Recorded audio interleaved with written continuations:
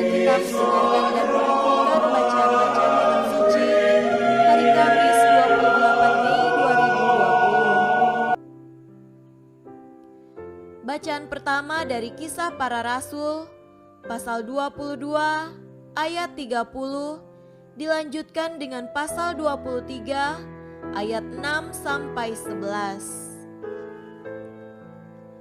Namun kepala pasukan itu ingin mengetahui dengan teliti apa yang dituduhkan orang-orang Yahudi kepada Paulus.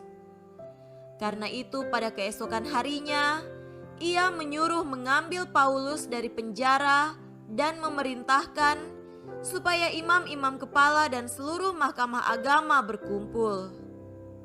Lalu ia membawa Paulus dari markas dan menghadapkannya kepada mereka. Dan karena ia tahu bahwa sebagian dari mereka itu termasuk golongan orang Saduki dan sebagian termasuk golongan orang Farisi, ia berseru dalam mahkamah agama itu, katanya, "Hai saudara-saudaraku, aku adalah orang Farisi, keturunan orang Farisi. Aku dihadapkan ke mahkamah ini karena aku mengharap akan kebangkitan orang mati."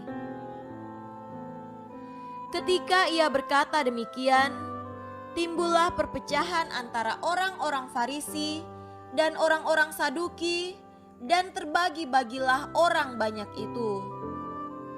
Sebab orang-orang Saduki mengatakan bahwa tidak ada kebangkitan dan tidak ada malaikat atau roh, tetapi orang-orang Farisi mengakui kedua-duanya.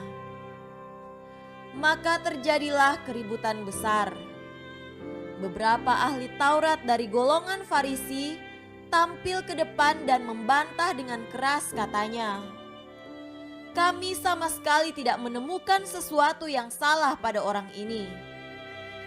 Barangkali ada roh atau malaikat yang telah berbicara kepadanya."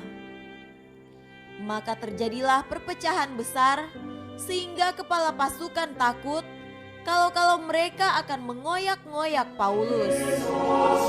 Karena itu, ia memerintahkan pasukan untuk turun ke bawah dan mengambil Paulus dari tengah-tengah mereka dan membawanya ke markas. Pada malam berikutnya Tuhan datang berdiri di sisinya dan berkata kepadanya, "Kuatkanlah hatimu, sebab sebagaimana engkau dengan berani telah bersaksi tentang aku di Yerusalem, demikian jugalah hendaknya engkau pergi bersaksi di Roma." Demikianlah sabda Tuhan. Syukur kepada Allah. Tuhan beserta kita sekarang dan selama-lamanya.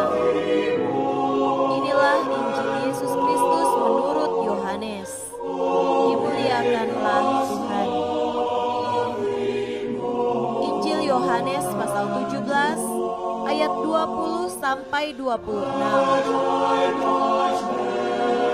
"Dan bukan untuk mereka ini saja aku berdoa, tetapi juga untuk orang-orang yang percaya kepadaku oleh pemberitaan mereka, supaya mereka semua menjadi satu, sama seperti Engkau ya Bapa, di dalam aku dan aku di dalam Engkau, agar mereka juga di dalam kita, supaya dunia percaya bahwa Engkaulah yang telah mengutus aku.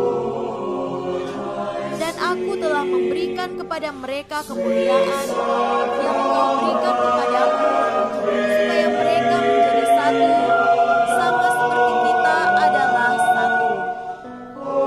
Aku di dalam mereka dan Engkau di dalam aku, supaya mereka sempurna menjadi satu, agar dunia tahu bahwa Engkau yang telah mengutus aku dan bahwa Engkau mengasihi mereka sama seperti Engkau mengasihi aku. Ya Bapa, aku mau supaya dimanapun aku berada, mereka juga berada bersama-sama dengan aku, mereka yang telah Engkau berikan kepadaku, agar mereka memandang kemuliaanku yang telah Engkau berikan kepadaku, sebab Engkau telah mengasihi aku sebelum Bapa yang adil. Memang dunia tidak mengenal Engkau, tetapi aku mengenal Engkau, dan mereka ini tahu bahwa Engkaulah yang telah mengutus aku. Dan aku telah memberitahukan namamu kepada mereka, dan aku akan memberitahukannya, supaya kasih yang Engkau berikan kepadaku ada di dalam mereka, dan aku di dalam mereka. Demikianlah Injil Tuhan. Terpujilah Kristus. Saudara-saudariku yang terkasih dalam Tuhan kita Yesus Kristus, tema renungan pada hari ini adalah persatuan. Salah satu cita-cita luhur dari pendiri Republik Indonesia adalah persatuan. Para tokoh pergerakan kemerdekaan Indonesia memandang dan menganggap bahwa persatuan adalah cara sekaligus tujuan dari berdirinya negara kita ini. Persatuan adalah hal mutlak yang harus diusahakan sekaligus dicapai demi kemakmuran, kedamaian, dan kejayaan Indonesia. Tanpa adanya persatuan, mustahil kejayaan dan segala mimpi indah rakyat Indonesia akan dapat terwujud. Persatuan sungguh amat penting bagi seluruh rakyat Indonesia. Saudaraku yang terkasih, bacaan kitab suci pada hari ini berbicara tentang kesatuan. Rasul Paulus menegaskan bahwa keselamatan yang dibawa oleh Yesus Kristus adalah keselamatan yang mempersatukan, bukan membedakan. Keselamatan Kristus Yesus itu hanya satu, yakni bersatu dengan Allah Bapa dan membawa keselamatan yang sama tanpa melihat latar belakang manusia. Kasih Allah itu satu, sehingga keselamatan Allah itu juga satu, sekaligus mempersatukan. Perbedaan bangsa, bahasa, ras, dan golongan tidak ada lagi, karena keselamatan Allah itu hanya satu. Saudara-saudariku yang terkasih, di dalam bacaan Injil, Yesus dengan lebih jelas menunjukkan kepada kita bahwa kesatuan keselamatan karena iman itu. Yesus mendoakan kita, umat yang percaya kepadanya, agar kita semua dipersatukan dengan Allah Bapa di surga, agar kita semua juga menjadi satu di dalam iman Yesus dan Bapanya. Roh Kuduslah yang dianugerahkan kepada kita masing-masing, dan di dalam Roh Kudus itu kita semua dipersatukan dengan kesatuan cinta antara Yesus Kristus dengan Bapanya. Karena iman, kita juga boleh ambil bagian di dalam persekutuan cinta yang abadi itu.